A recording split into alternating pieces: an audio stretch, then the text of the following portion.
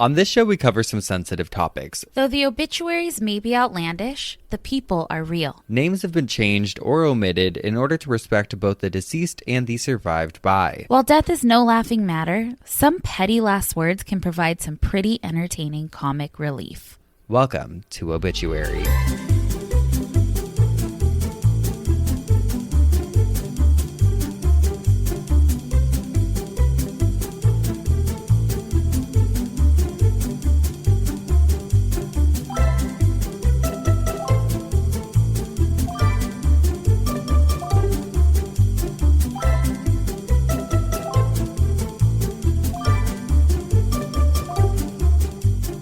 Welcome back to Obituary. I'm King Henry VIII. And I'm his wife, Anne Boleyn. Hey, Anne Boleyn, there you go. I think I was saying Boylan. We don't know what you were bowling for before. But, God. Sorry, guys. Oh, well. Please, give me a break. It's not the first time I fucked up a name. And it won't be the last, because we don't know anything ever. That's Madison Reyes. And that's Spencer Henry. And we're here to take you through just another little journey. A weekly journey of living, laughing, and loving. Oh, man. Last week's episode, when I listened back to it before uploading it. Cried. I cried again. When I heard the Charlie obituary, I was like, oh. God gets us every time. Honestly, Animals was the one that cracked us, I guess. But yeah. But now we're back with some more human. Yeah. Who cares about humans? We do. We care about humans. But there's something about a dog that just really gets us. Gets the tears going. First of all, hello to us and our 1 million downloads. I am still in shock. What a joke. Who gave us a show? I'm like, my voice has been listened to 1 million times. Oh my God. Wait, can we talk about the origins of oh my God? Because people write it all the time now. And I feel like we need to tell people. We've had a lot of people who say it, and then we've had a few critics who are like, why do they always do that? In that accent. Well, oh my God. Oh my God. So listen to this. This is how it all went down, because this happened years ago, and there's a reason that oh my God came to be. Mm-hmm. We were at our friend Sabia's house around this time of year, I believe, for a little charcuterie night. Mm-hmm. A vegan one. Vegan charcuterie It was night. really good. Really good. What did I make? I made a spinach artichoke, vegan spinach artichoke dip. Yeah. Killer. What'd you make? Nothing. Perfect. I just showed up. I really don't remember. You could have said anything and I would have gone along with it. Sure. No, but we're there. And I believe, you can correct me if I'm wrong, we were being loud and we slammed like the screen door or something. Yes. We slammed it shut. And her next door neighbor, all of a sudden we hear, oh my God. It was this woman. This woman kept saying it. She kept saying it. It was like we accidentally slammed a door or something. We were all like having a very jolly good time. And then we just heard, oh my God. And like just so annoyed with us. And you and I were the only ones, I think, intrigued by it. We caught it and we looked at each other and we were like, huh? Then she kept saying it and we'd walk past her house. And we did it back to her. Yeah, no, we like yelled it in her screen door. You Madison yelled it in her front screen when we walked by it. Sorry, we're assholes. I was intoxicated. But remember, you did that? You yelled it in her front screen window, and then she like flustered to grab the blinds or whatever. And she's like, oh my God! Oh my God! She just kept saying it. Oh my God. We are little troublemakers. But it was in the past. Yes. But it started a whole onslaught of, oh my God. Oh my God. And then Spencer. Oh my God, the in and out? Yeah, how'd you know? Because you lost it. So the oh my God started a whole thing where we would just talk in that accent. I don't know, just that little twang in our voice. It led to something else. Spencer, I feel like, does it better than anybody. And we were in line at In-N-Out, and I was like, I dare you to order your whole meal in that voice. And he's like, okay. And I was like, You said, no, because here's the thing. You said, I can keep a straight face. I thought I could. But when when the guy came to our car and took the order, and I was like, can I get a blah, blah, blah? Do your order. She was like, can I get a grilled cheese with spread and grilled onions? And Madison started crying, like scream, laughing. And this guy's just like, and I can keep a straight face. You That's really the thing. can. The whole way, even to pay and to pick up, you were like, oh, okay. Yeah, thank you. How much is it? It's the worst. I don't know. I feel like I'm really good at keeping a straight face with that kind of stuff. Prank phone calls, too. You're so good. I can just keep it together. I really try, and then I just start crying. I'm like, in my head, like thinking of childhood trauma or whatever. All in the name of a prank comedy. phone call. Hey, you got to put it somewhere. We also have to talk about the Spotify wrap-up. It made me so happy because every year Spotify does like a wrap up, which I'm sure most of you guys know about, and shows you like, oh, this was the top whatever you listen to, blah, blah, blah. And it made me so happy because normally it's, Cult Leader chilling by herself. And then now it was like Cult Leader and Obituary were my top listened podcasts for a lot of people. Cool. It made me so happy and like just one big family. Ugh. One big family. I love it. And you guys have been binging the shit out of this show in order to get like, because some of them I'm like, damn, you listened to, I guess, all of them. 1,000 minutes, yeah. I know. Maybe multiple times. So cool, you guys. Can we also, before we get into anything else, talk about how you guys helped manifest Spencer's new home? The artist formerly known as Archie. We are now calling her Betty Bungalow. Oh, and we love her. We love her so much. I am so excited. I'm also really happy that you're still close to me. Still so close. I'm like moving 2 minutes away. Yeah. But no, I'm so excited. It's the cutest little house, and it literally has you written all over it. Like, it's just perfect for you. I'm so excited. And of course, I've gone through like every motion since signing and paying everything where I was like, should I be doing this? Blah, blah, blah. And then tell me why last night I'm in the kitchen. I go to fucking take out the trash. Oh my God. Another not again. Mouse. Oh God. Another fucking mouse. I told you, I think it's the same mouse. No, because that one's head. If you actually fucking paid attention last week. I did pay attention, but I think that the original one is still in the goddamn house. And the other No, because one I've is caught just like another 3 one. of them in the house now. I've caught them in the trash cans. Oh my God, you're infested. Infested with mice. I haven't gone into my kitchen. I have not cooked in that kitchen in weeks now. I won't go in there. I like check every day to make sure they're not there and they like hide or whatever, and then You are moving on up, though. goodbye. Goodbye. Moving on up. The backyard of this new house. Wonderful. Huge. It's going to be a little sanctuary for Hot Dog. Hot Dog and Doris and Doris is getting a brother. little Desi. Little Desi. So cute. I can't wait for you guys to see him. We'll post a picture of him. He's so cute. He's a poodle also. He looks like Doris, but he's chocolate brown. So cute. And we are so excited. Exciting. Lots of changes. What a good month. I know. Wait, I was also laughing.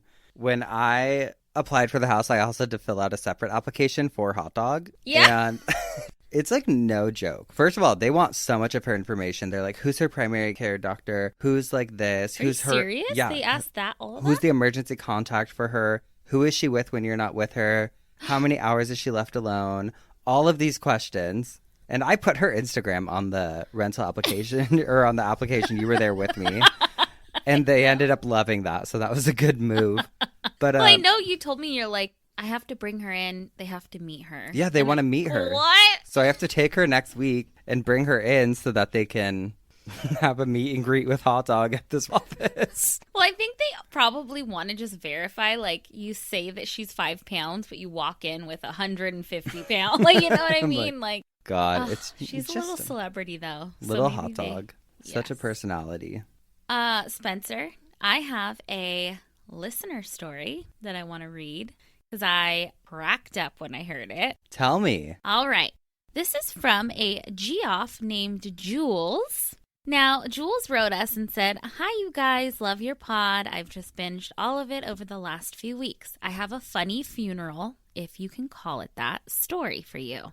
To preface, my family owns desert property in California and enjoy off-roading activities. When my grandfather passed away, his wishes were to have his ashes spread around his beloved desert for his final resting place. The hot goss in the family is that he was a bit of an ass. I was not close with him, but I've heard stories. He was also a badass. He raced cars and flew airplanes, so I don't know, maybe he was a hothead. Ew." I love her writing. So for his funeral, the family all off-roads to the designated spot, which was a cliffy area. After waiting a hot, awkwardly silent minute, my grandma finally rolls up on her quad with his bag of ashes, like just the plastic baggie that the ashes come in, no urn, not even a coffee can. Damn, all right. She has my cousin cut a small hole in the bag with his pocket knife, yeets the whole ass bag of ashes off the fucking cliff, gets back on her quad, and rides away, leaving us stunned.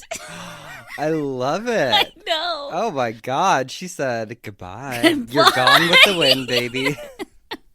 After another several long, hot, silent minutes, we managed to say a few words and sprinkle some dirt after him down the cliff, and that was that. But I'm like, imagine grandma rides up on a quad. First of all, that's so sick. Love it. Second of all, takes her plastic bag full of ashes and just fucking chucks them. Bye, Grandpa. Bye, Grandpa. What a send-off.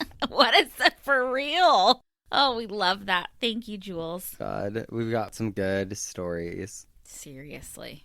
So I'm first this week. You were first last week. So do you have your bonus obituary for us? Hey, Madison, thank you for asking so politely. I do, but first, I wanted to read. I found these two things on Reddit.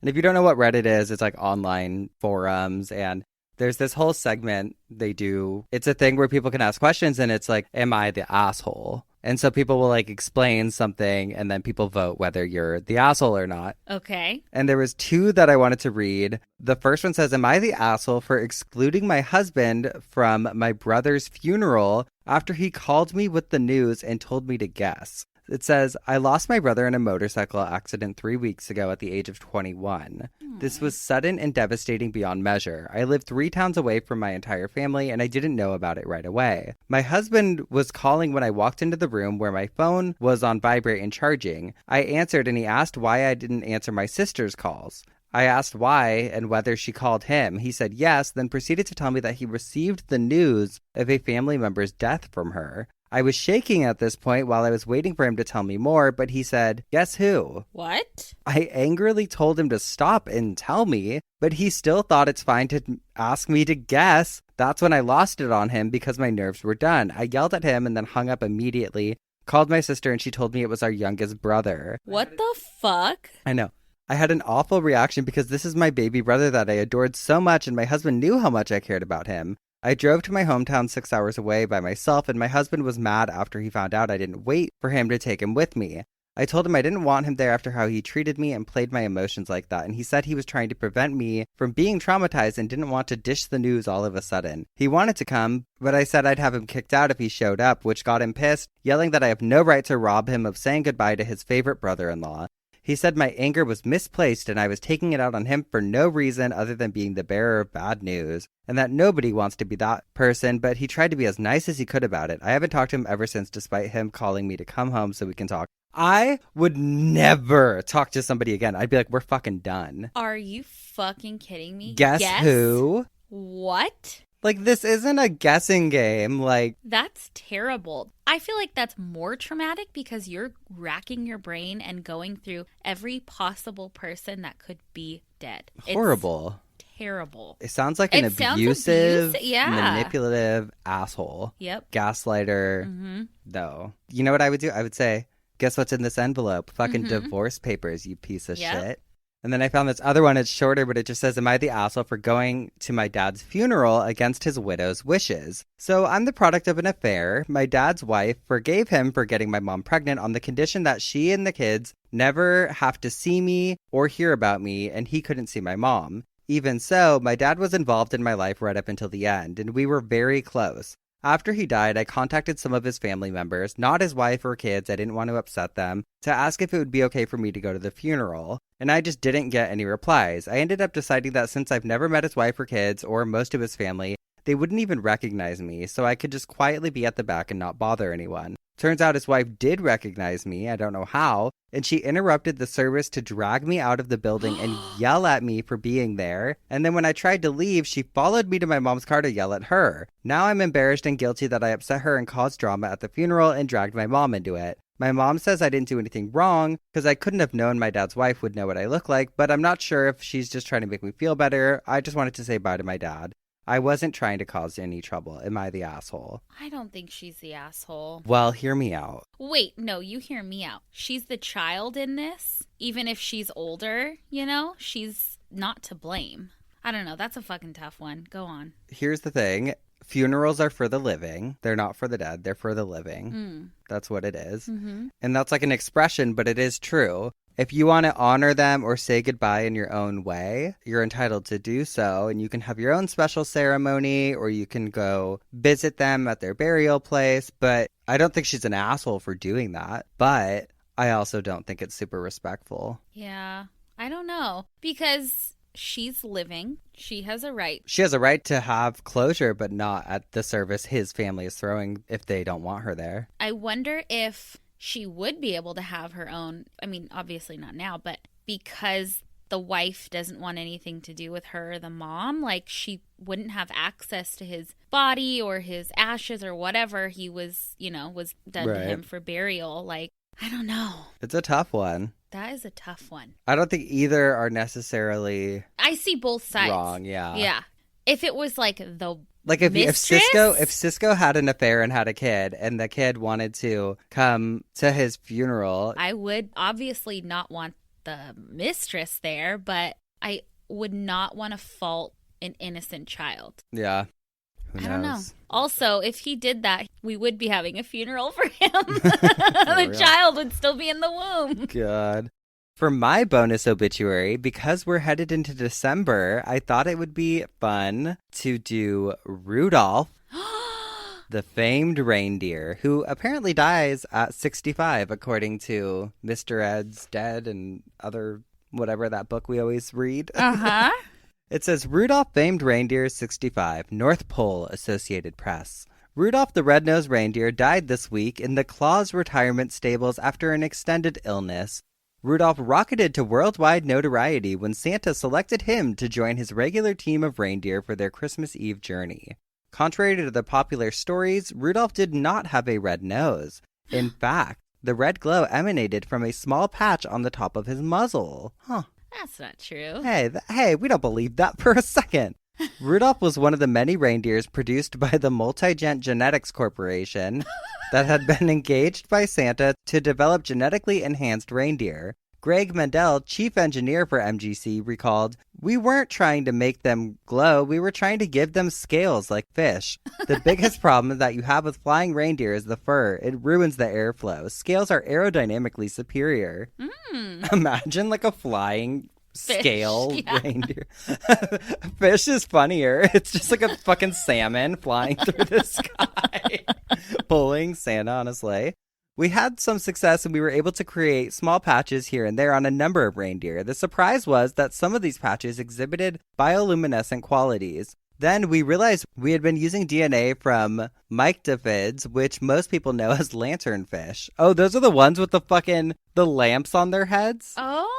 Like the blobfish looking guys?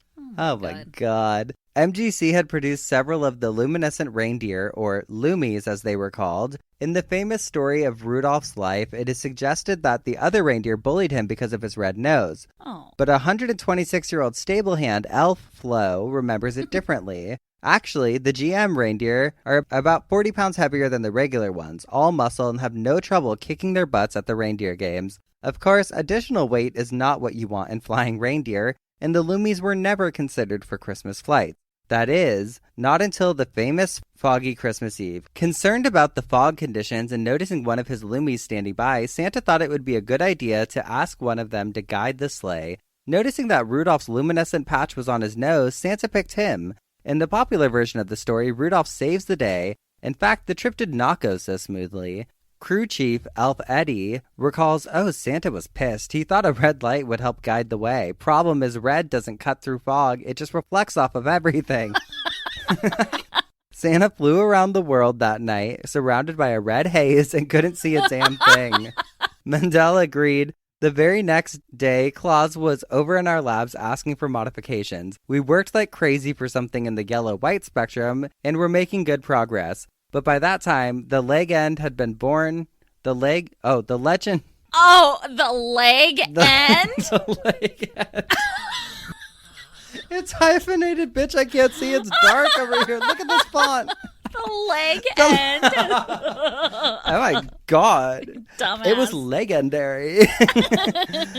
But by that time, the legend had been born and Rudolph had gone down in history. Rudolph died of dermocystidium, a rare but severe fish skin disease. He was 65 years old. Oh. Long life, 65. For a reindeer? Yeah. Yeah. Oh my God, reindeer What do you think typically. He is, a turtle? Yeah. How old do reindeer live? I don't know. Mm-hmm. Maybe the flying ones live longer. Probably. It only makes sense. Now we know what happened to our favorite flying reindeer. Oh. The truth The truth. behind the leg end.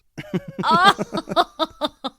What's got you spinning in your coffin this week? Well, I looked into eco-friendly burials this week. Oh, okay. Yes. She's gone green. I'm going green. She said babe. reduce, reuse, recycle. Tell me more. There are a lot of different ways to bury someone, green or eco-friendly. I'm just going to go into a couple of them, but first I want to explain what environmental friendly burial is, because there's a couple different definitions.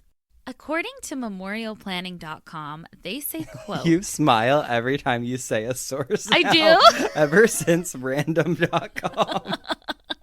I want to be responsible and name all the sources, Sure. okay? They say, quote, generally speaking, an eco-friendly burial is one where no embalming fluid is used to preserve the body, and there is no casket in the traditional sense of the word. There are no cement grave liners either. Instead, burial takes place quickly after death in a biodegradable container with no vault.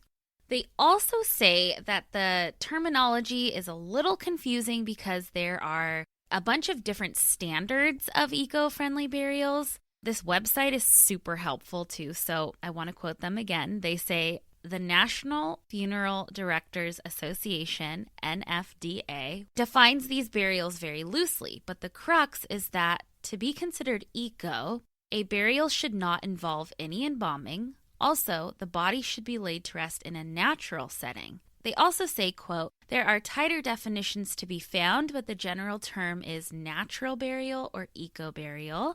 A green burial is technically a subcategory and has stricter guidelines for what can officially be called green. They go on to say, the Green Burial Council, GBC, has the highest standards. To call a burial green, the following must be true. And they give a list of everything. It includes minimal environmental impact, ongoing compliance with GBC standards, reduction of carbon emissions, protection of worker health, restoration or preservation of habitat, and conservation of natural resources.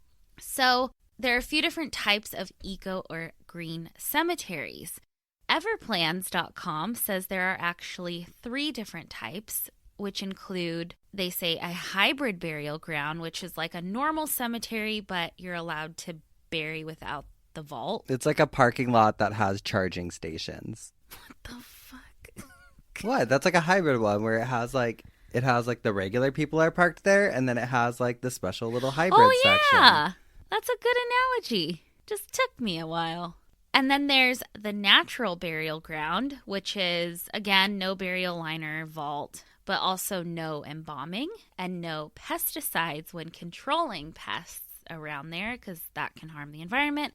And then there is a conservation burial ground, which is the strictest of all of these burial grounds.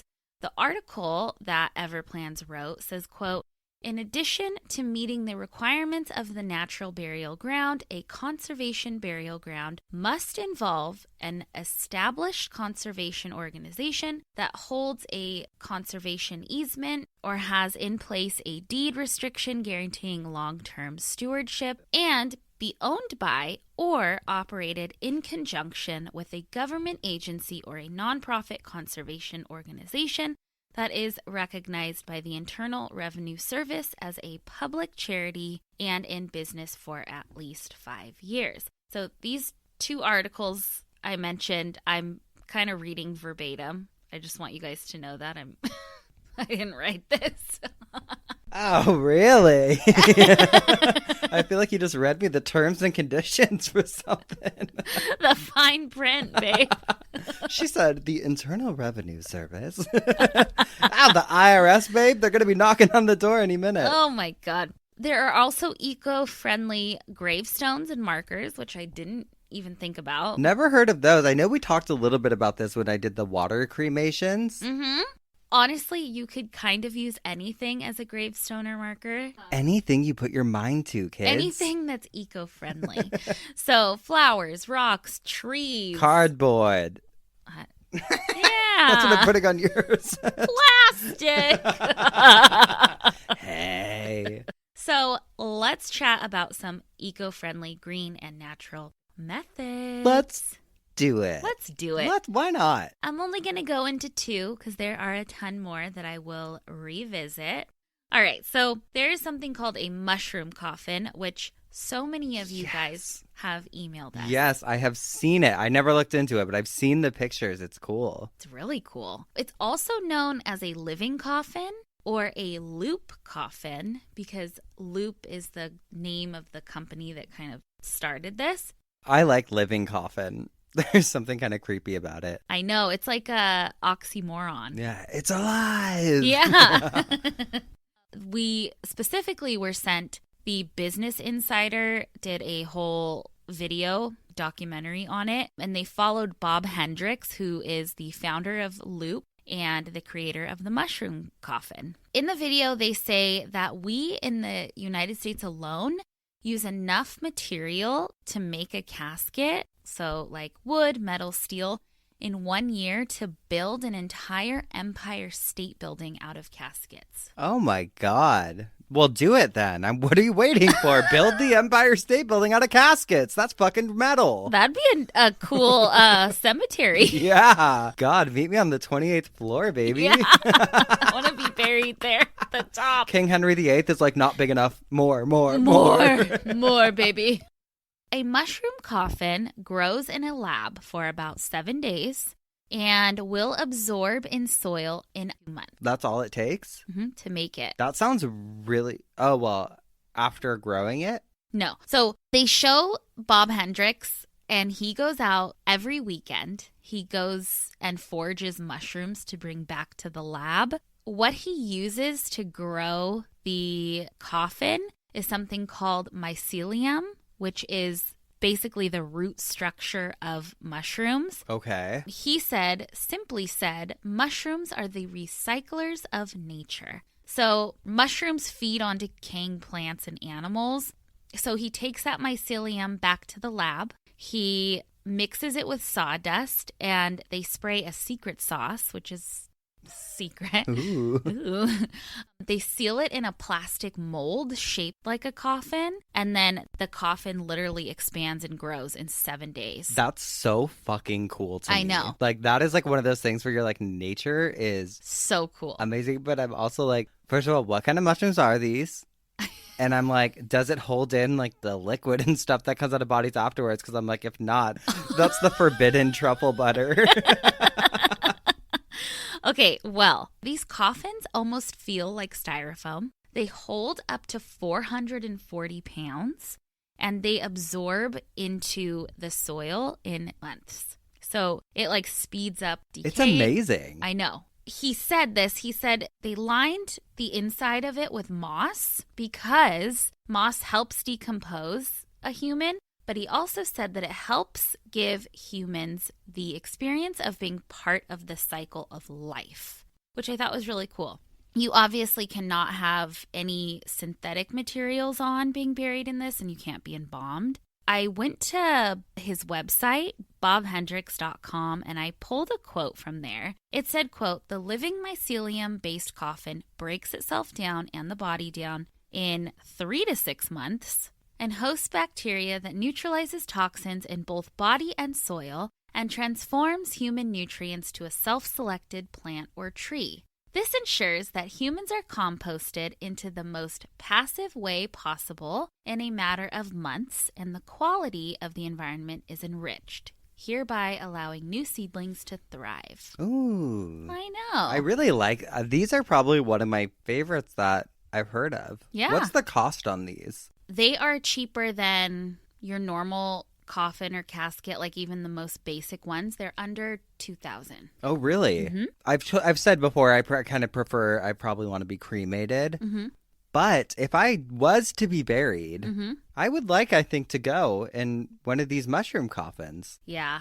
I I think it's so cool, and I'm so wrong for saying this. And I've actually said it before. I'm like, I want the full fucking glamorous thing. I know. So, But it's so bad for the environment. it really is. It's terrible. In the Insider video, they say that a normal burial, casket, embalming, all of that, like leaves 200 different chemicals that release into soil and water and hurt the environment. So, Maybe it's the way to go. yeah, it's insane. Also, really quick, another crazy fact back to how it grows. Mycelium, he was holding it up like when he literally just goes into the forest and is like, I think it was in the Netherlands. He like held up a little twig and he's like, "Do you see this?" And there were like little white things coming out of it. He's like, "This is the mycelium. This little twig will make a whole coffin." Wow. Yeah, and it expands at 1/2 inch per day. So it's pretty fucking incredible. I want to watch like a time lapse of one. Ooh, being that would be done. cool. Last thing he said that I thought was, despite what I just said about having a glamorous burial, I thought this is really cool. He said, quote, "As humans, why are we not part of the cycle? We can feed the earth instead of pollute it."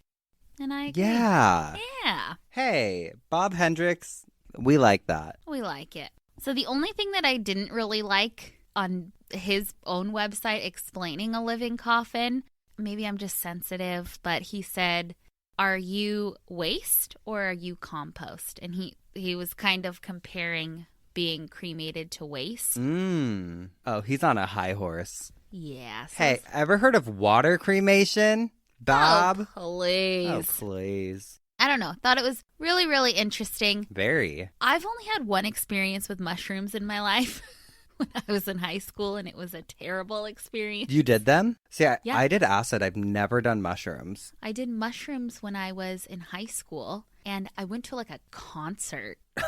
I passed out, got carried out. There was a fire truck that showed up, and I thought it was for me, but it wasn't. It was because the concert was over capacity. And I spent the rest of the night being consoled by friends at an El Pollo Loco eating macaroni and cheese. It was the worst experience I will ever have. This is why I don't fuck with anything. Nope. But after doing research, I'm like, mushrooms are pretty I'll never do them again. We like to eat them. Well, cooked, food grade, Yeah. not hallucin. No, we like to eat mushrooms that were cooked in butter with garlic. Yeah, and we white love wine truffle, sauce. anything. We love truffle. But pretty incredible. Very. The other thing that I want to talk about is a mushroom burial suit. Oh, my God. Oh, baby. Oh, baby. Joincake.com explains a mushroom burial suit as, quote, organic cotton clothes with mushroom spores sewn into the fabric. You buy these suits for burial, typically foregoing a coffin in favor of burial directly in the ground. Once buried, the mushroom spores help decompose your body. Not only do they eliminate waste, but they turn your body toxins into enzymes. This natural process assures your remains won't contaminate plant life or trickle into a water supply. So very similar to mushroom coffins, just another alternative. You could do both. Oh my God, who knows what you'd fucking sprout up? Oh my God, imagine. I know there was at least one person listening to this when we first said mushroom coffin that was picturing like a giant mushroom. Oh yeah. Imagine like. So I watched a TED Talk on the mushroom burial suit by J. Rim Lee. She created this. It starts off and she's wearing it. Can I see it? Yeah, I'll post a picture of it. She said, quote, "I'm going to tell you why I'm wearing this. I'm going to tell you," she said, quote, "I'm going." Why do you do that? When you get frustrated, you do this. You do this. She said. Break. It's okay. It's okay. I'm cool. You're like, she do. She.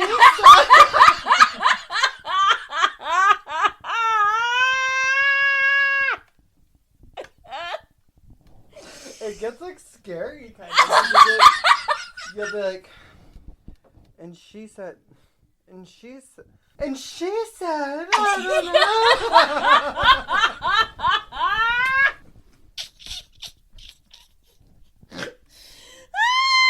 Why am I like that? I'm like a Karen. Hi. My kids are listening to Kids Bop. Yeah. She started off by saying, quote, "I'm going to tell you why I'm wearing these ninja pajamas." She was wearing the suit. This suit is fucking cool. We pulled up a picture. It looks like a superhero costume. It looks like lightning all over it. Yeah. It's really cool. So during her TED Talk, she was talking all about environmental toxins and the effects on our human body. Boring. Okay, critic. Cool. You said, okay. I don't know why I wrote that.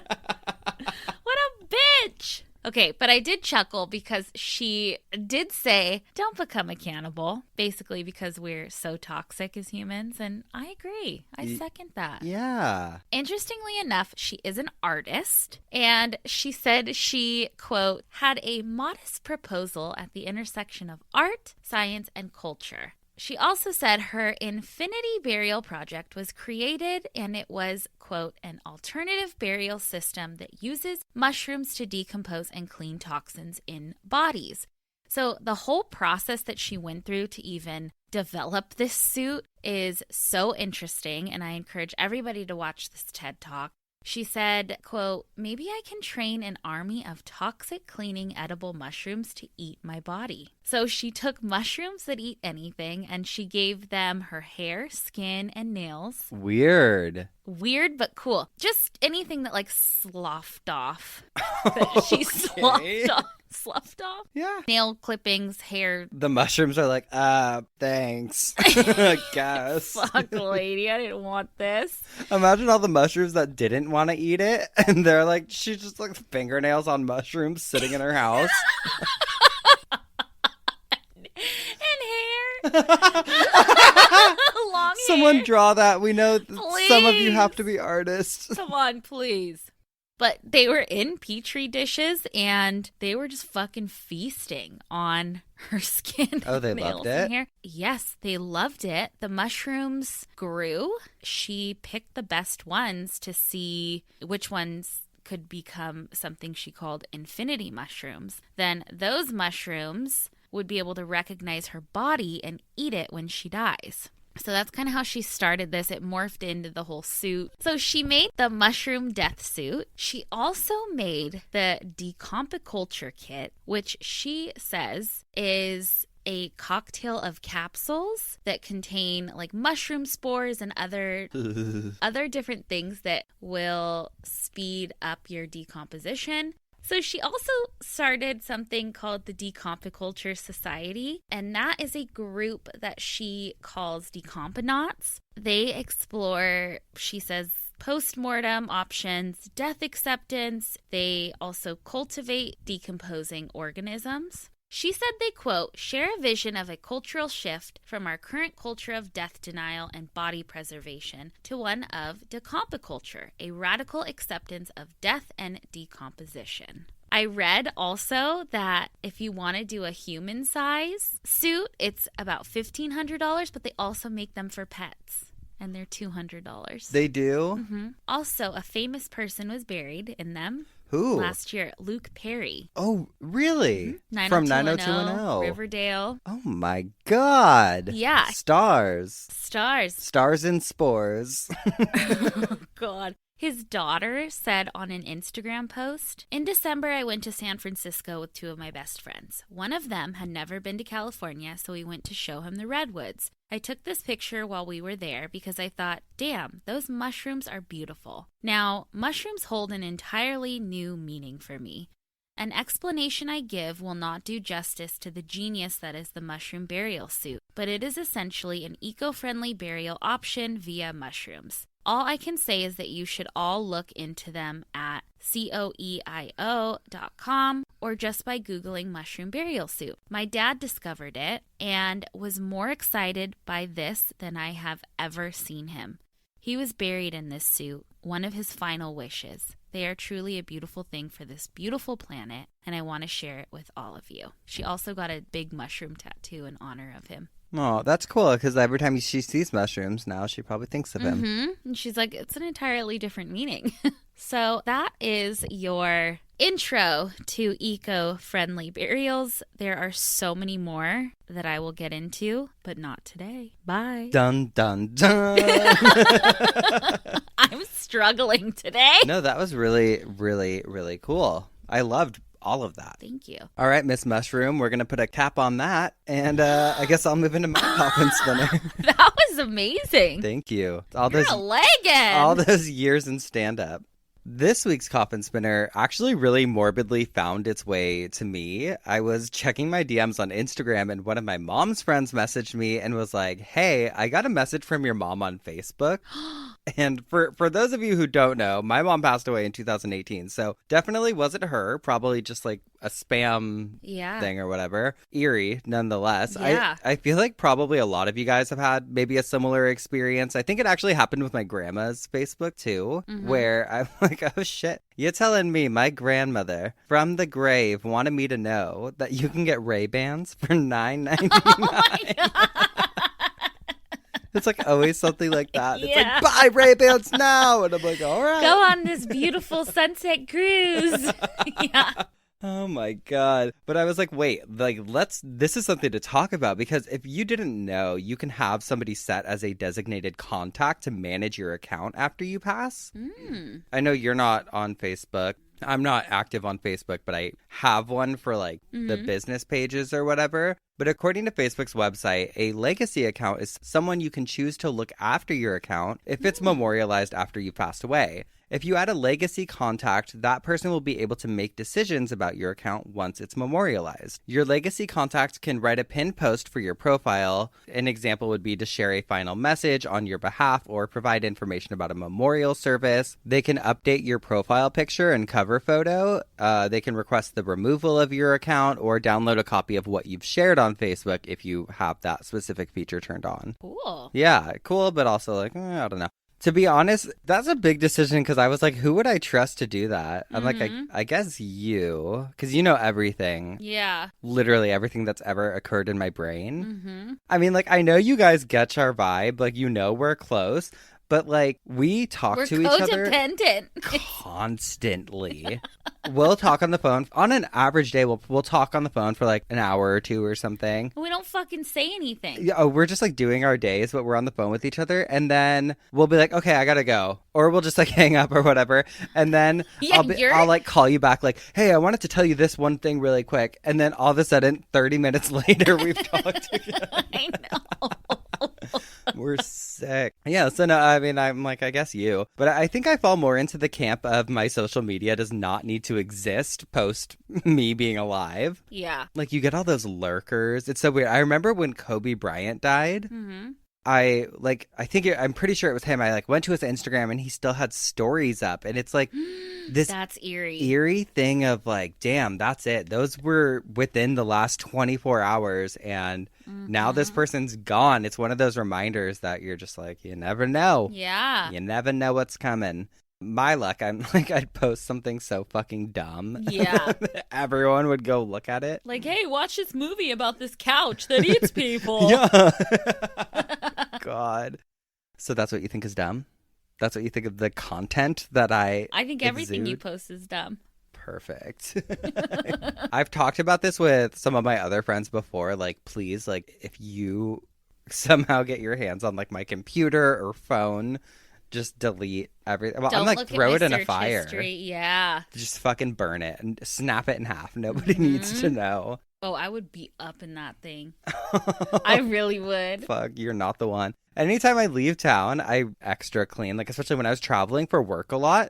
Because I'm like, oh, it's a high risk. Like, I'm flying every week. Mm-hmm. And I would always make sure that everything was like where it should be, because I'm like, if I die, I want to make sure. Well, one, I love coming home to a clean room. You don't want or dirty whatever. underwear in the corner. Oh my God, embarrassing. No way. God. I'm like, I don't need you to see a Diet Coke can. I don't want you to see the 84 self-help books by my bed. Yeah. Just like, let's pretend I had it a little together. She's fine.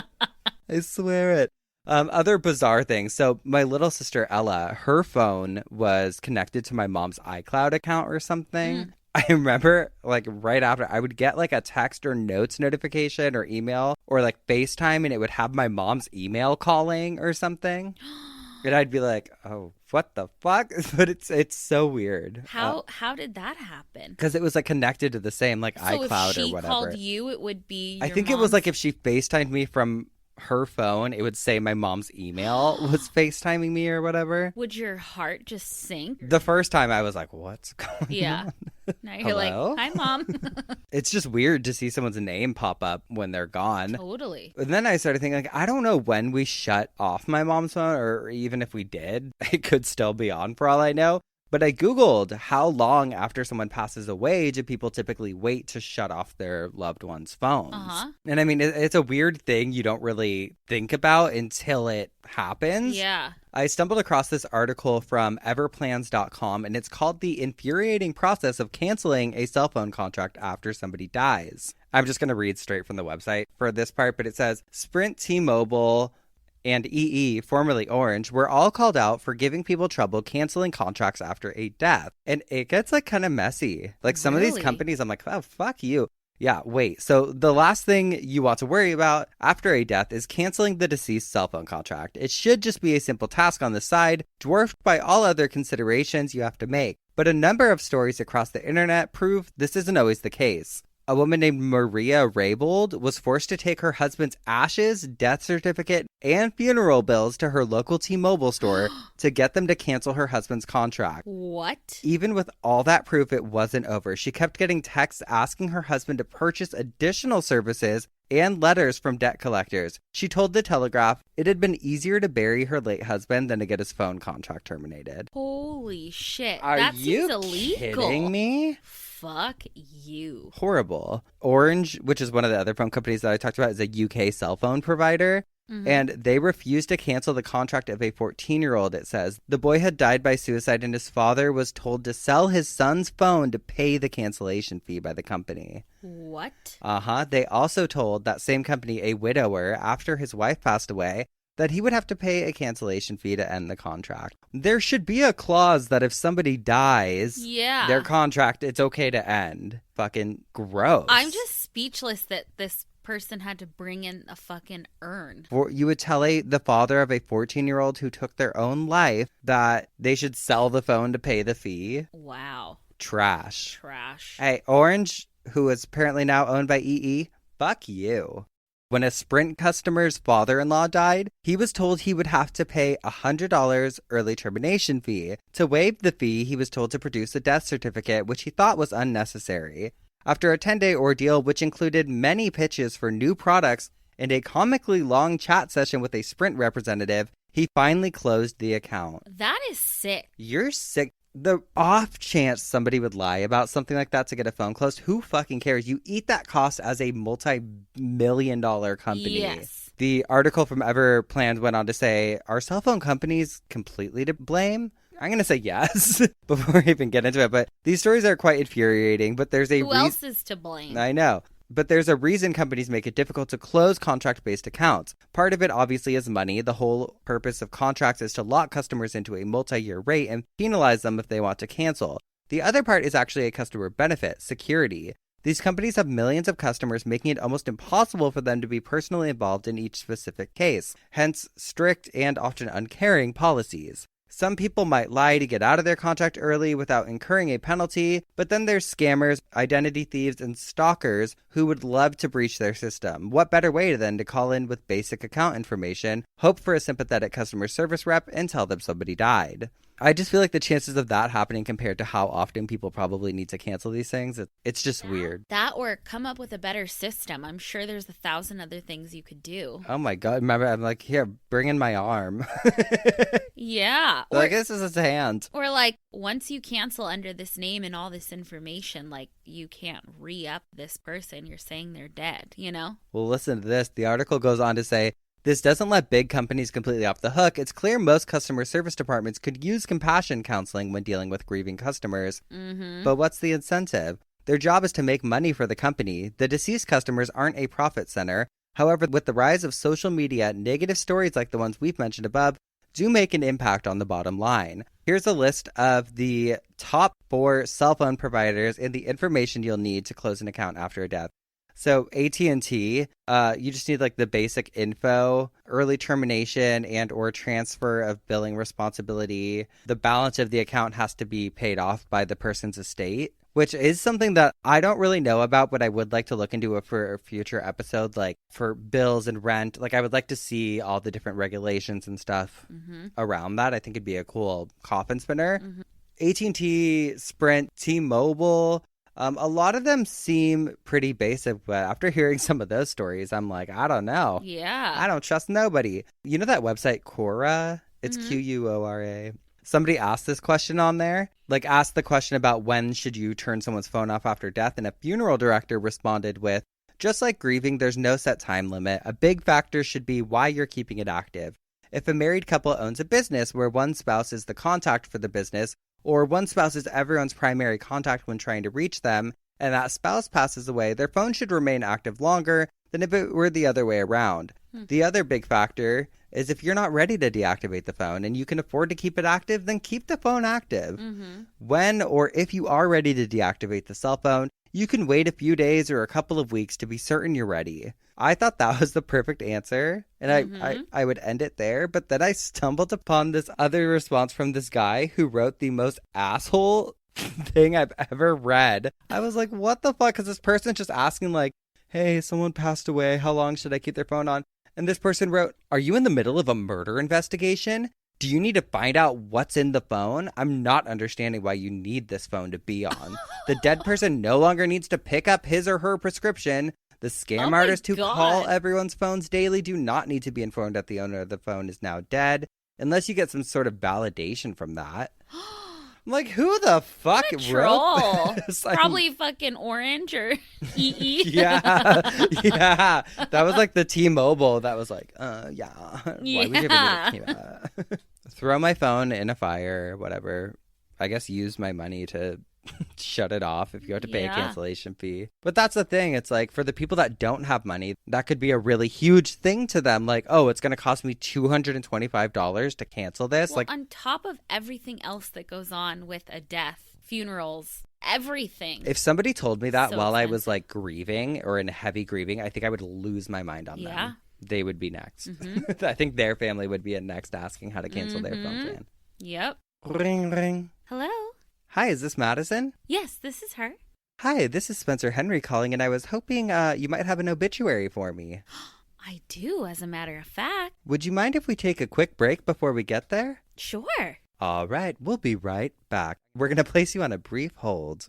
And we're back. Thank you for holding. Madison, Yes, would you like to share your obituary with this beautiful crowd? I would love to. Now, this week's obituary is going to be a mindfuck. We love that. So, this obituary is 2 obituaries for one person, okay? All right. NBC News actually wrote an article on this obituary, and in it they said, quote, "A 55-year-old New Jersey man died this week. That much is fact, but due to dueling obituaries for him, the rest is a little murky." Dueling? Dueling, baby. Uh-oh. I sense some drama. Is this going to be a scathing one? Yes. So Leroy Bill Black died at 55 years old. He had a wife and a loving family, and he also had a girlfriend. Uh-oh. Chubby. Yes, like Chubby. Leroy's nickname was Blast. Blast? Like Baja Blast? Yes, Blast. His wife published an obituary, and his girlfriend also published an obituary in the same newspaper. The obituaries are almost identical. There are a couple different things. We're going to play Spot the Difference. And the pictures are the exact same. So I'm going to, and they're stacked on top of each other in the newspaper. No. That's a lot like the fucking Chubby. Yeah. Oh my God. I love it. I live for this. I'm going to read his wife's first. Leroy Bill Black, 55, of Egg Harbor Township, died August 2nd, 2016, at home, surrounded by his family. He was born September 30th, 1960, to Ethelyn and Wilfred Black. He is survived by his loving wife, Beretta Harrison Black, and his son, Jazz Black.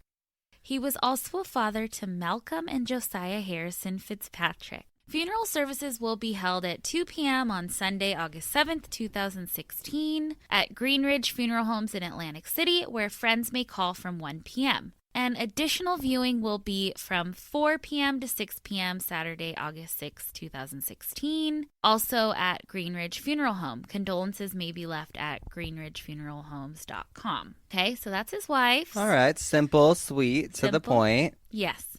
Now here's his girlfriend's. Leroy Blast Black, 55, of Egg Harbor Township, passed away at home on August 2nd, 2016, from cancer of the lungs due to fiberglass exposure. Oh, she went into detail. Yes, so that's 1. Well, that's 2.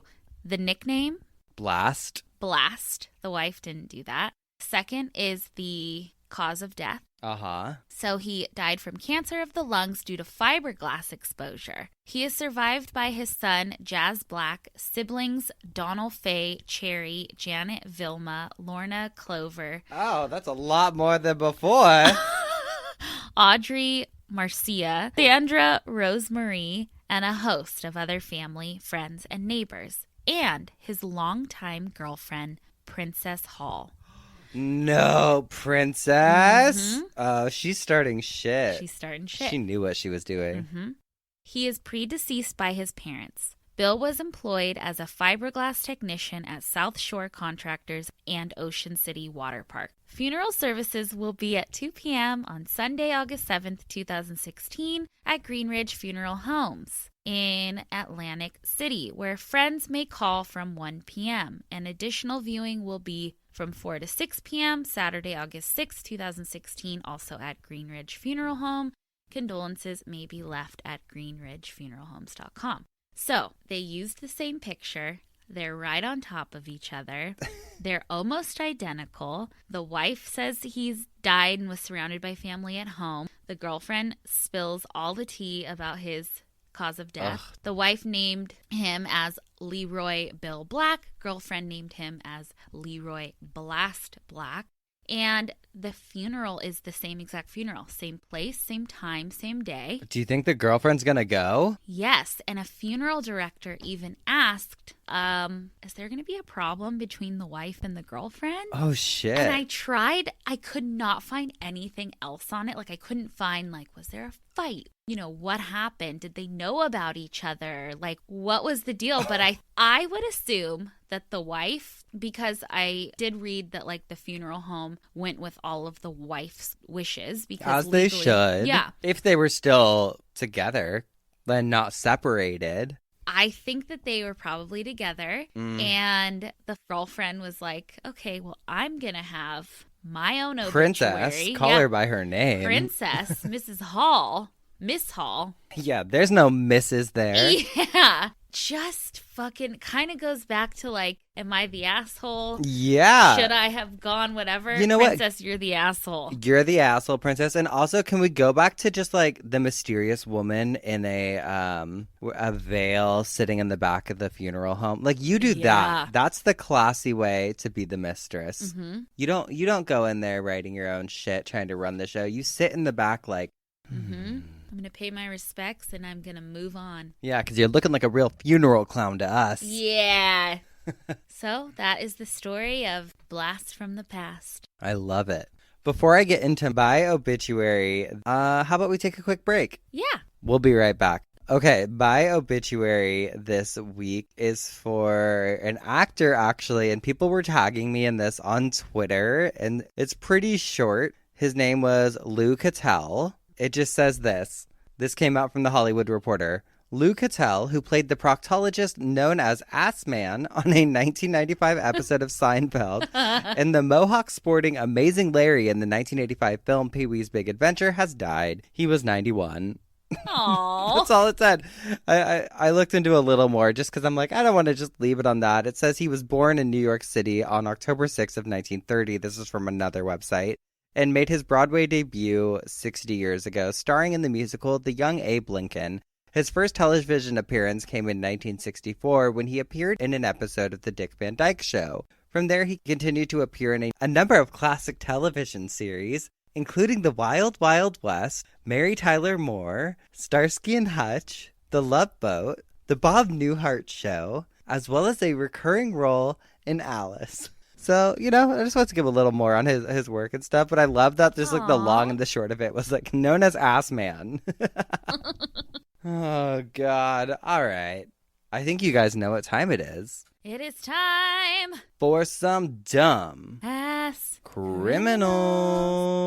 Let's do it. Alrighty, mine is short and sweet, baby. Ben Waller, a 44-year-old Houston, Texas man who had worked in the oil and gas industry on the more corporate side, retired after 20 long years. He did so well at his job that he was able to retire early at 44. Good for him. Good for him. His coworkers threw him a huge retirement party. There was a whole spread of food, beer, a huge cake. They played cornhole, the whole shebang. The cake was really cool. It was shaped like a oil rig or like a barrel of oil. Cool. Yeah, and it was huge. It could feed 120 people. The cake? The cake. Hey.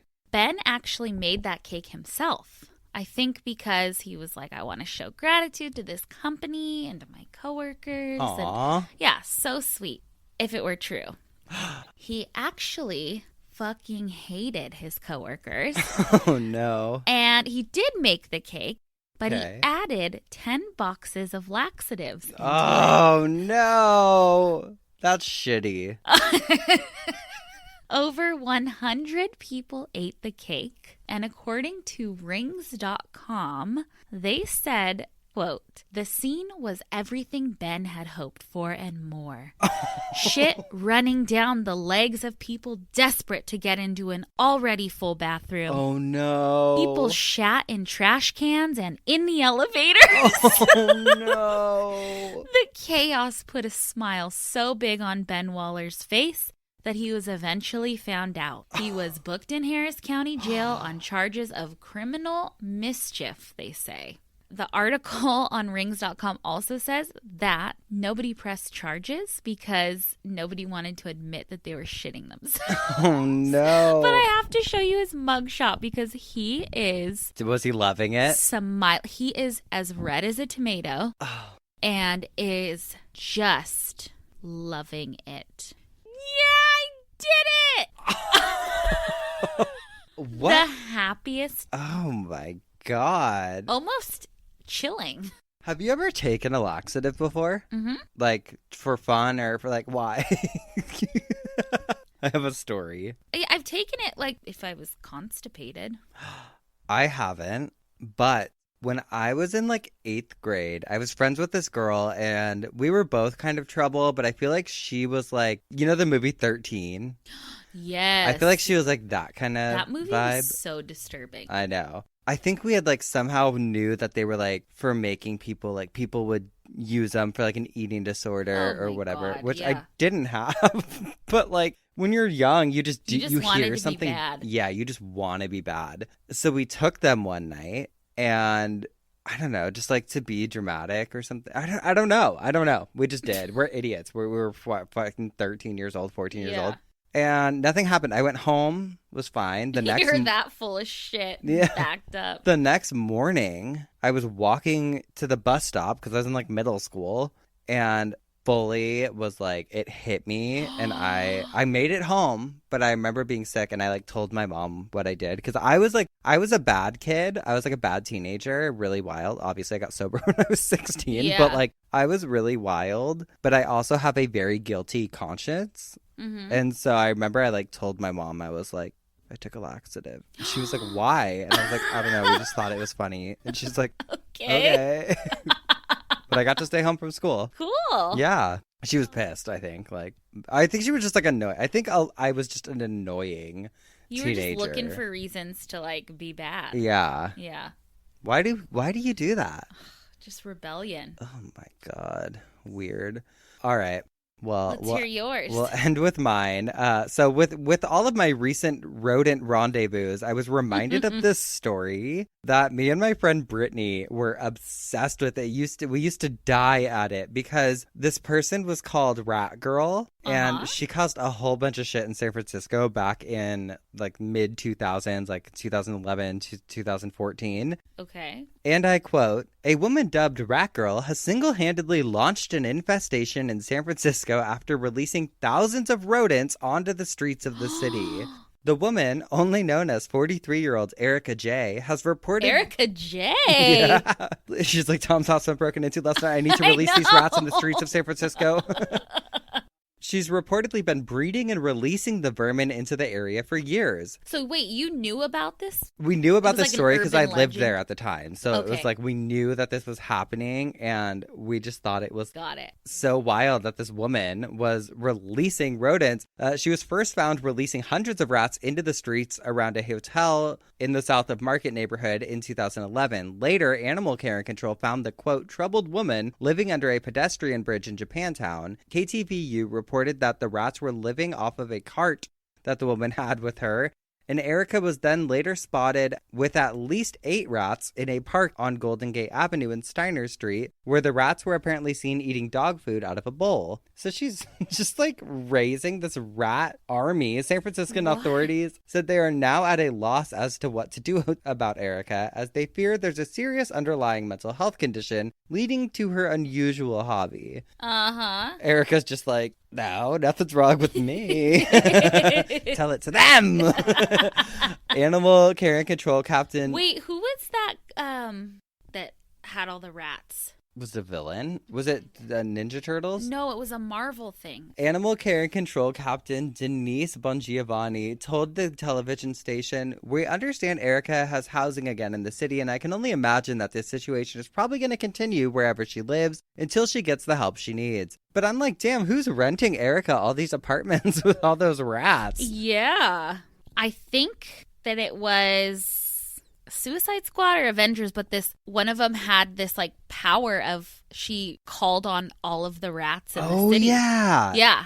It might have been in Birds of Prey or something. It might have been in one of the Margot Robbie ones. But it was cool. Yeah. It was Birds of Prey, I think, because that's the second one, right? For Margot Robbie. She did the first one, which was Harley Quinn, and then did the second one that she was Harley Quinn in as well. Or was Birds of Prey the first one? I don't fucking know. This isn't a Marvel podcast. No. Get off my dick. That's not Marvel. Isn't that DC anyway? Ugh, well, there we have it. I guess we finished. Is this it? Do we conclude? I think so. I think we've gone every which way you can go. Don't forget to follow along online at obituarypod on Instagram. You can write to us, obitpod@gmail.com. And please continue rating and reviewing in the iTunes podcast app. We will see you guys next week with some more coffin spinners, obituaries, and dumb ass criminals. Goodbye. Goodbye.